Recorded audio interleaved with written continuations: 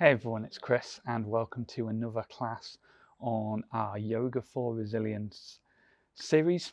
And today we're coming back for breathing. In fact, this is our last pranayama class. Some of you will be sad, some of you will be excited, however you feel about it.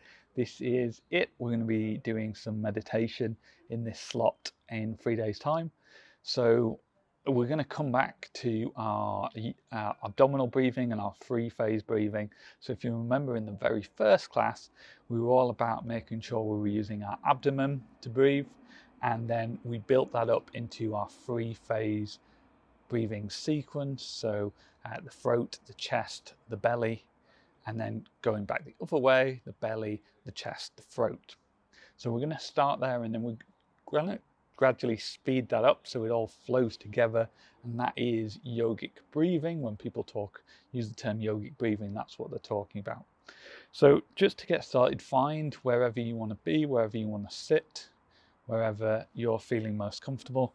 I'm going to have a wiggle on some concrete flagstones, and turns out it's not as comfortable as you might think. But find that place where you're feeling good, you're ready to engage. And we'll just take some easy breaths as we settle into this class.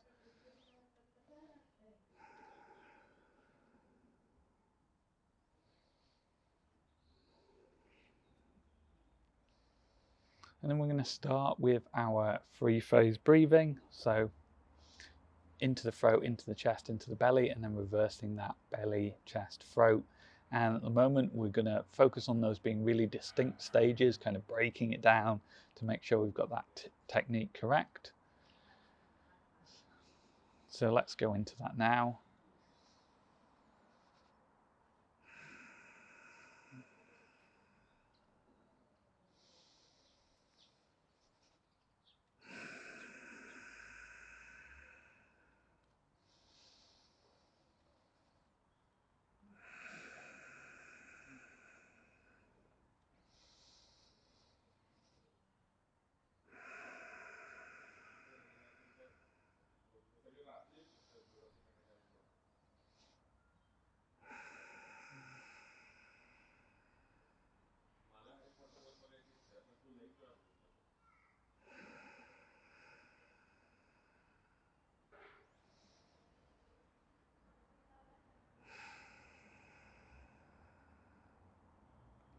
Just allow your breathing to be normal for a second.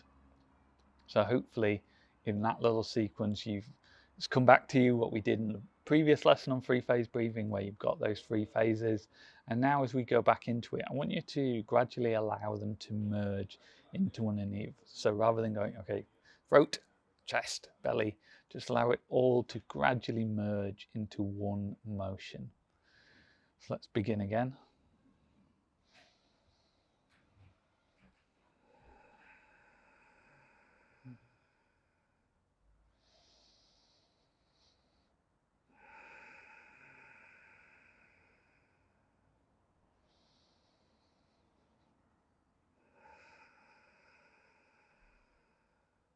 So still taking it nice and slowly as you work through this in your own breath. So having all of those three components, but blending them into one continuous movement, but still taking it nice and slow, flowing through each of those areas.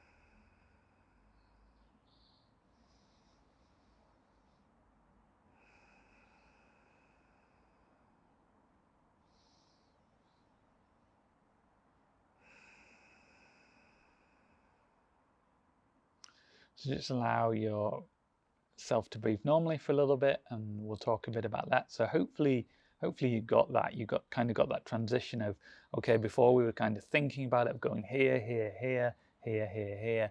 And then as we merged them all together, it just became one fluid movement.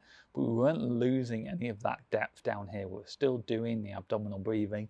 We're still getting the air circulating all the way. It was just in one fluid movement. So we're going to go again, and this time try and speed it up a little. So we've been very focused on the kind of technique and taking it slow. So this isn't about breathing fast, but because we've been going so slow, we're going to bring it up closer to a bit more of a normal breathing speed, but still trying to maintain that flow and that depth down into our abdominal breathing. So let's begin.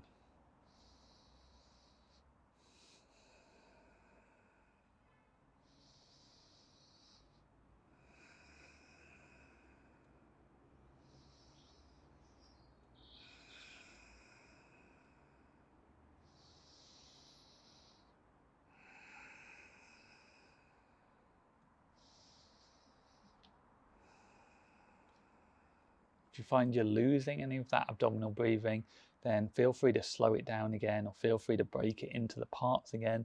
More important to get that breathing in the way we want it than it is to try and go super fast or super smooth.